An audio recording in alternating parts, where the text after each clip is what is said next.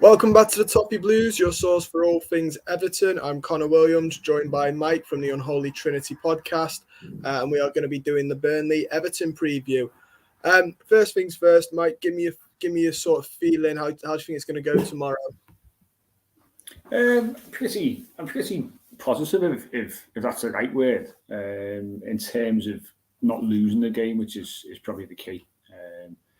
I can't say hand on heart we're going to win the game. I've got a bit more hope after watching what I saw on Sunday. I thought we were good at times. I thought unlucky not to get a point. Mistakes cost us again. So yeah, I've got hope for the game. Burnley are the ones who've really come out and take the game to us. So hopefully that plays into our hands to be honest.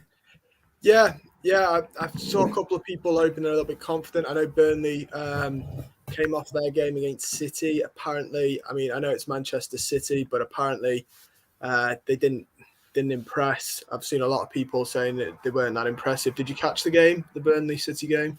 I've not seen much. No, I know City obviously started quickly, got a couple of goals, by sort of 30 minutes in. They were 2-0 up, so that's typical Man City. But I think the thing with City is they can coast the game. Then they've got a European game this week, so once they get a couple of goals clear, it's pretty much game over. And they had to think about 75% possession, so it's typical Man City. I know Lampard sort of mentioned Burnley keeping it down to 2, and they've done well to do that. But I think if Man City want to go and score 4 or 5, they go and score 4 or 5. That's how good they are. So. That was never going to be an indicator of how things go on Wednesday. Of course, Man City can tear apart any side, can beat any side in the league. So it's one of those. This is a one-off game. Both sides are in particularly good form. We're poor away from home, but we've got to go in there with some kind of confidence that we can cause them problems. We caused West Ham a few issues, and that's aside. We were flying high in a European quarter-final and are a much better side than Burnley, that's for sure. Obviously, you mentioned maybe grabbing a point. Do you think, in the grand scheme of things, a point might be enough, or do you think really we need those 3 points on the board? I think we need the 3, of course. If you get the 3, you go 6 points clear of the bottom 3, you go 7 points clear of Burnley, still with games in hand on other sides as well. So obviously 3 would be a massive win for us. But the key is we can't afford to lose the game. We can keep Burnley at arm's length with a point. We can go 4 points clear of Watford as well, which it doesn't seem like much, but at this stage of the season, any point is vital. But we've got to go there and look to win the game. And as I say, Burnley are the ones who have got to win the game out of the two sides. They've got to win. If they get beat, it puts them right in the mire. So they can't afford to sit in, as Burnley like to do. They've got to at some point come out. I think we'd be daft ourselves to sit in. I think we've got to try and be positive and try and take the game as well. Burnley got the big lad off. He's about 7'3". They're going to go long. They're going to look to use knockdowns off him, chest, head, bringing other players in. But I think it's one of those games, isn't it, where it's who manages the occasion best will probably come out on top. Yeah, I completely agree. I think, like you said as well, Burnley, the way their team is set up, Weghorst, their striker, big fella. I don't think there's any secret in what Burnley's approach is going to be. It should be an interesting matchup against our centre-backs. How do you think they're going to cope with someone of that physical presence? I think I'll be bringing Brandtwaite in. I put out our prediction for the start 11 earlier on today, and I think he's got to come in. I think from a physicality point of view, against someone who's so big, it would have been Michael Keane's bread and butter. That's the funny thing about it. We saw him against Newcastle, against Chris Wood, and I thought he was excellent because they were going long all the time, and Michael Keane's very good in the air. So that would have been is an ideal game for Michael Keane, probably to get some confidence back. He's suspended.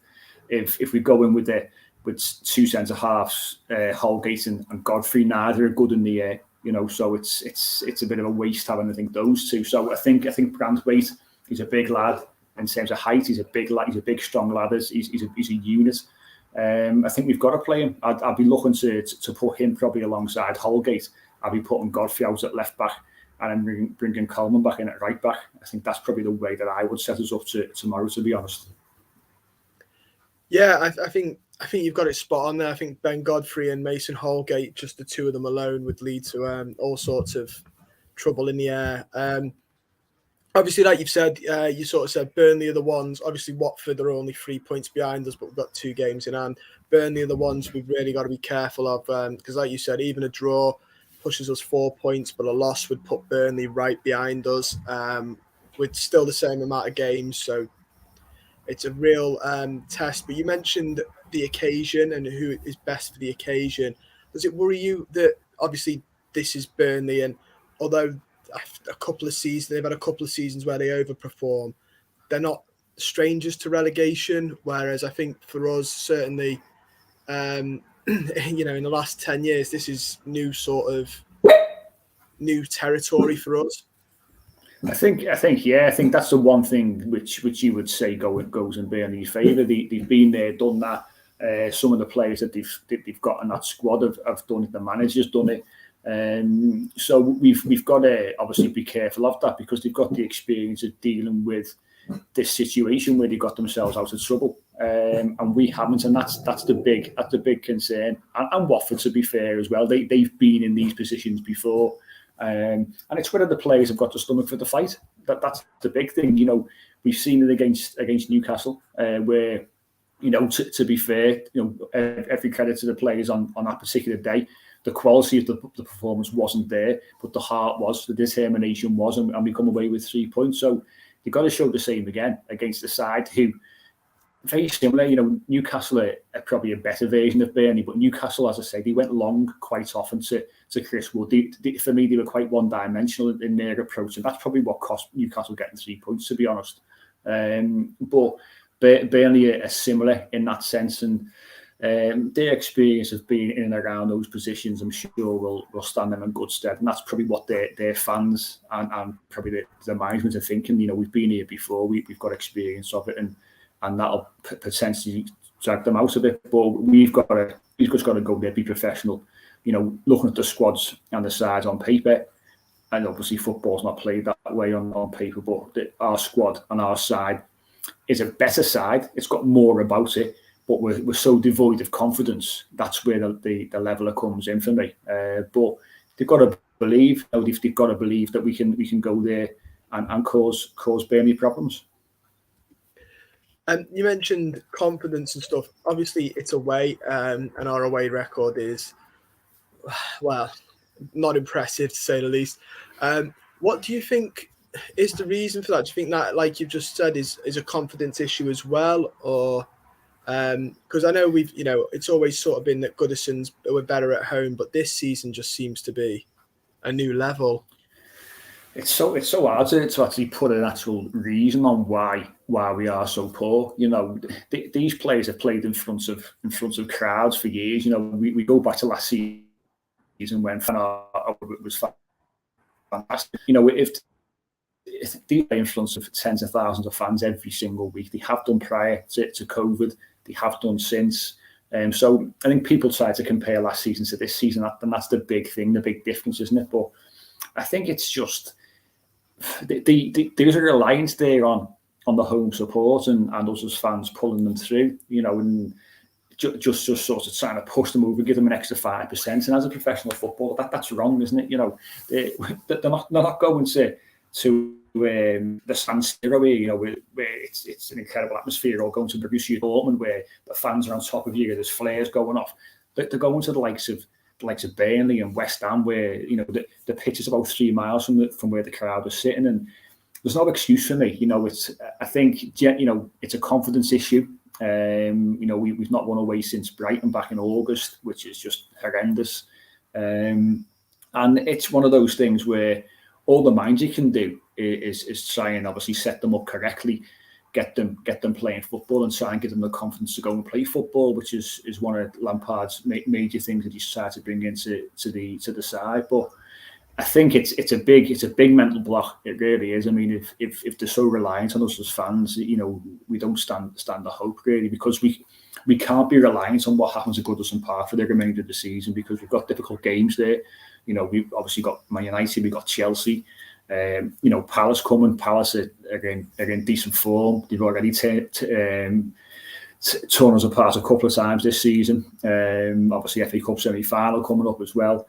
Brentford's going to be a difficult game because they'll be looking to obviously stay in the Premier League. All the games at Goodison Park are difficult. Leicester on any given day can turn it on. So we can't be saying, well, we'll get sort of 10 points from our home games, because who knows? Who knows what's going to happen? So we've got to try and pick up, at least, get a couple of draws, throw the odds winning away from home with the games we've got left, to take a little bit of pressure off the games at Goodison Park. Obviously, it's an interesting one. You mentioned the fans, because there was rumours of the Newcastle game, and there was a lot of hype on that as a must-win, which Wanderlust has put in the chat here that the Burnley game is probably an even bigger must-win than the Newcastle one. But there were rumours, wasn't there, that they were reading fan letters and stuff like that, the players. And you get it every time there's a home game, people sort of saying, it needs to be this, the fans need to show up, which... For the point, like, just for the record, I think Everton fans show up all the time, to be honest. More than the players do. I don't think it's fair to put all responsibility on them. But there does seem to be that sort of feel this season where they're sort of like, they're hoping that it's the crowd that drag them and the fans that drag them over the line. But it also feels a bit like they're benefiting on the hope that there's 3 teams worse than us. Just give me a feeling on that, and the sort of the big emphasis on fans this season. Yeah, it should never be that way, should it? It's, as I say, these are professional players. They shouldn't be a reliance on the support. I mean, we know Goodison Park has been a difficult place for many years. And I don't mean for away sides. I mean in terms of creating a home atmosphere. And the fans are taking it upon themselves to try and lift things, and since Frank Lampard has come in, I think generally it's been very good. If we go back to that Brentford game and the Cup of Leeds game, it only really the only real struggle atmosphere wise was probably Wolves. It was a bit of a strange one. Wolves, we tried to lift them, and when Wolves got the goal, it was just like, it was very, very subdued, wasn't it? So there should never be a reliance on fans to get players through. I understand that players probably feed because you have the fans, and if they're getting behind the team, as I say, I'm sure it can push them on. But I think we're just looking probably for excuses and reasons. We haven't before, and like you say, it's not a fan's responsibility to pull a side through, but we do have a responsibility to back our team. And as difficult as it is, with obviously, some of these players, I know, some of them aren't very probably likeable characters in terms of, since they've been in the club, they haven't really done a great deal. So it can be hard at times to get on board. But the way I see it is, if we get relegated, our club, for me, could potentially be finished for a long, long time. And that's why I think the fans pushing this agenda of backing the team and doing whatever we can before a game to lift the atmosphere, flags, whatever it might be, is a necessity at the moment. It's got to be that way. We've got to look back and say we've done as much as we could to try and get this side through. We can't have any regrets as a fan base thinking, well, what if we were better that game? What if we went 1-0 down, but we pushed them on a bit more. And that's the thing, we know this side crumbles in adversity, and as a fan base, we can't afford to, if we do face adversity, go and goal down. We saw Alan get sent off, incorrectly against Newcastle. As a fan base, if anything, we came together. The atmosphere became even more intense and horrible for the away side and the referee, and we got the lads through. And it's vitally important that we keep on doing that. Even to the last home game of the season now, we've just got to keep on pushing on, keep on backing them, because it could be the difference between, staying in the Premier League or being relegated. It's that simple, really. Yeah, I agree. I always think as well, anytime a referee makes a dodgy decision, or there's a tackle that's gone in that's a little bit, crunching, I always think it gets the crowd right up for it. obviously there's news come today, and Irwin's put it here. He said gutted for Patterson. We have had some injury news, some coming back as well as some unfortunately not able to play. Donny van der Beek is out tomorrow with a thigh injury, and obviously because we play United, he probably won't play now till Leicester. And Nathan Patterson being the big one, out for 8 to 10 weeks. Just give me your thoughts on Patterson, because I'm sure we'll see Donny van der Beek again. But Patterson, how do you feel about that? A couple of fans are a bit upset about it. Yeah, it's disappointing, of course, because he was going to get his Premier League debut against West Ham at the weekend. So I'm sure him personally, he's absolutely gutted about it. And as we are as fans, we're looking forward to seeing him. We've seen him obviously in the FA Cup for half a game, which is, and I thought, to be fair, he acquitted himself well. I thought he's probably our best player in the first half, to be honest. But I think there's a lot of sort of bluster about Patterson in a way, because people are so frustrated with Seamus Coleman and John Joe Kenny, and the level of Coleman has dropped through his age, basically. So people are pushing the Patterson agenda and thinking, he was the second coming of Cafu because of what probably is in front of him. And it's not fair on him personally. I think, we need to, he's a young kid, 19 years of age. He's played a handful of games for Rangers. He's played a handful of games for Scotland. Looks a talent. He looks like he's got all the attributes where he's going to work in the Premier League. But we do this sort of, we pin our hopes on players, on younger players, and think that they're going to get us out of a hole. And it's not always the case. And I'm gutted for him. I was looking forward to seeing him. I thought he would have got a bit more game time as the season went on. That was going to be the case, obviously, on Sunday at West Ham. It for me probably takes the pressure off him a little bit now. He can go away, have his minor operation, and then work his way back. Get some good rehab under his belt, have a decent summer, and then get back to it in pre-season. But it's always frustrating when you bring a player in and he's been brought in to finally take over from the captain at some point. So, it's probably a couple of years too late. And then we don't see him make a Premier League appearance, and that's him done for the season. So massively frustrating. But for him, it may be a bit of a blessing, because I think people were pinning the hopes on Patterson being unbelievable. If he played 10 games, it's not particularly fair, in my opinion. No, I agree. I think it's it has that feel of the left back situation as well after Baines. I thought we'd always pining for the next Leighton Baines, etc. And strikers the same. I think after a long while we were pining for the next Lukaku. On the injuries, Irwin's mentioned it here again. He's picked me to it again here. Fabian Delph and Seamus Coleman come back into the fold. Obviously, Seamus Coleman we've seen plenty of times this season. It's more Fabian Delph coming back. I know he's not always been the most well-liked player at Everton, but bearing in mind Alan's suspension, Michael Keane's red card, which means we probably won't see Holgate in that midfield position. It does feel like his return has come at quite a handy time for us. Give me your thoughts on Delph and that. Yeah, I think, again, in the team that I've put up, I think he walks back into the side, to be honest. Walks probably being the opposite way with Fabian Delph. But I think, we've seen him a couple of times this season when he came on against Wolves away. I know we didn't win the game, but he turned the game. Spurs at home, I thought he was very good in that sort of deep line midfield role. We're crying out for someone in centre mid. The only concern is obviously the amount of time he's had out. That's the big concern. How long is he going to last? Will he be able to give us an hour? Will that be enough? Will we be a couple of goals up where we can then just take him out of the equation? We're so short, aren't we, on bodies? It's a case of probably needs must, where he comes back into the side alongside the core, who's struggling. He's struggling massively. He's playing deep. He doesn't really like that role. He likes to free a role further forward, but I think the midfield, it will be him, Fabian Delph, Decore, and then probably Iwobi just in front. I thought he had a decent game, bar that mistake against West Ham. I thought he had one of our better performers on the day, and I think he'll probably keep his place. And as I said, I think Seamus Coleman will come straight back in on the right hand side if he's fit enough to start the game.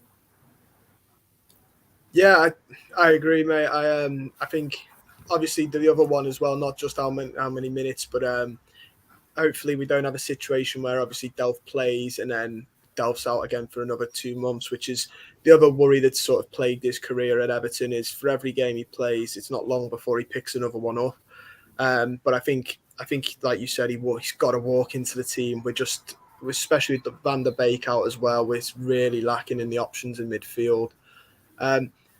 You've mentioned the lineup. I'll ask you to predict the lineup in a minute. But we saw another potential formation switch from Frank Lampard against West Ham. Give me your thoughts on his switching of formations. I know a couple of fans are starting to get a little bit annoyed by it, sort of saying just pick a system. I, to be fair, agree with that sentiment a little bit, but I think he's also the amount of injuries, wrongless suspensions. I also think he's sort of happy to play with whatever deck he's got. But give me your thoughts on the formation switches and which one you think suits us best from what we've seen. I think, 4-3-3 is probably the ideal formation, really. That's what we were all looking at, with your midfield three of Alan, Van der Beek and Decore, and obviously then your front three, any one of Calvert-Lewin, Richarlison, Demarai Gray, Anthony Gordon. That'll be your pick, wouldn't it? I think, like you say, there's been so many issues surrounding suspensions, surrounding injuries, that he's had to look to change things up. And as a manager, you've got to be adaptable and see what works. And he's almost in a way learning on the job. We'd love to just say, right, Lampard's system is 4-3-3. This is what he's going to try and do. Everyone's working to this particular system. But like we've said, we've had so many issues with personnel, and we're so short in certain areas that at times we haven't had three centre midfielders who can go and play in a relevant role.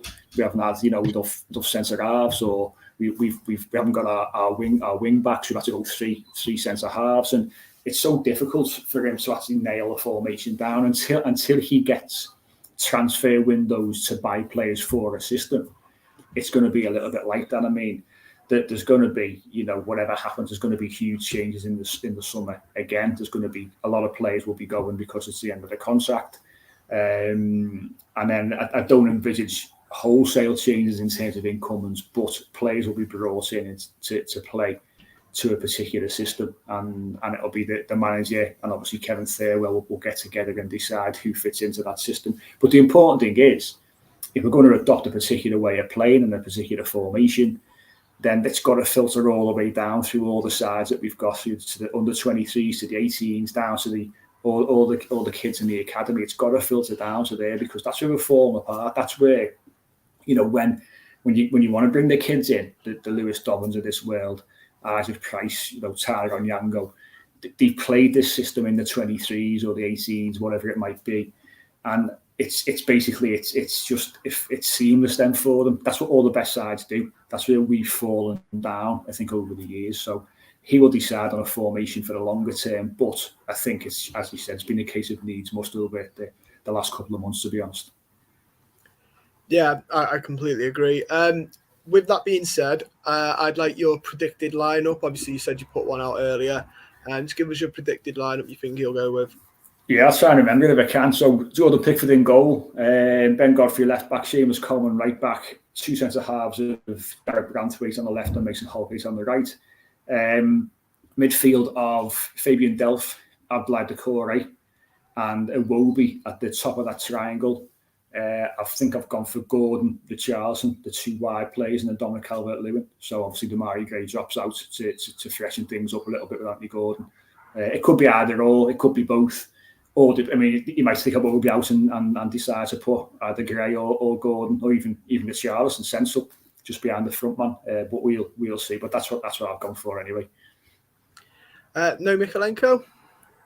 No, someone questioned me actually on this about Mykolenko, and this is nothing against his performance. I thought he acquitted himself pretty well against West Ham, to be honest. I think it's from a physicality point of view against a Burnley side who are going to be a threat from set pieces, and obviously those longer balls. I think Godfrey's better suited playing on the left there. We can bring in a big centre half in Branthwaite, drop Holgate back in.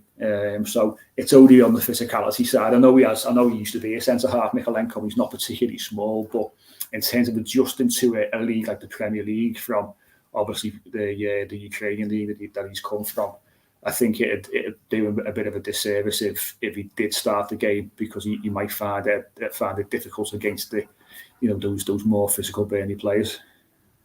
Yeah, and to be fair, Burnley are the epitome of English football sort of style of play, and the rough aggression as well. They've been called out a couple of times this season for kicking chunks out of players as well. What's your score prediction then? We'll end on a little prediction. What do you think the score is going to be? I think I've gone when I spoke about it on our show. I think I went 2-1 Everton. I'm pretty. I say I'm optimistic. I am optimistic because of what I saw against West Ham. I just think that we will have a little bit too much. It's not going to be easy. It's going to be very, very nervous. I think that, as I say, it's all on the first goal with Everton at this moment in time. If we get the first goal and get ourselves in front, then it puts us in a really good position, and hopefully we can then kick on and score one or two more. Let's have a game where we haven't, we're not sort of scraping around for a goal or we're hanging on. Let's try and have a bit more of a comfortable game if we can. But they're fighting for their lives as well as we are. So I think we'll just nick it. It's not going to be easy. It's going to be a nervous night, that's for sure. Every time I think about the game, I dread it. My stomach turns because it's that big. We can do ourselves a huge favour by getting 3 points. We can put ourselves right in the mire by getting beat. So, as I said at the start of the show, it's a dare not lose is the best message. Gives the players a little something they can draw the game. If they win the game, then it gives us a bit of confidence going into Saturday. Yeah, I completely agree, mate. A couple of people have put that it must be. Wanderlust has put that it's a must win, and a couple of other fans are sort of really pushing across that it is a must win. I know I said that was the final one, but just out of curiosity, who in the Burnley squad that worries you the most? Probably Vegas, to be honest with you, just because of the size of him. We know we're poor defending set pieces, have been all season.